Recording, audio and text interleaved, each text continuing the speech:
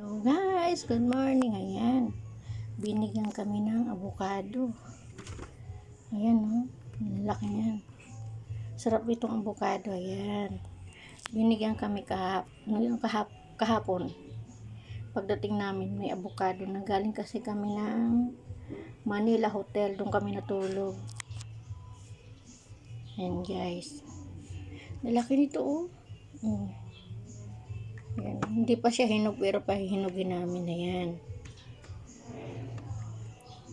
Ayan, ito yung natural lang na avocado. Ayan guys, ayan, ang ganda, o diba, pag ano talaga binibigyan kami dito ng mga prutas. Mabait ang kapitbahay namin, namimigay pag marami silang tulad po namin din, namimigay kami pag galing akong Bicol. Mga dala ko, pinamimigay ko rin kasi mahirap na mabulok, buti na mapakinabangan. O sige guys, salamat.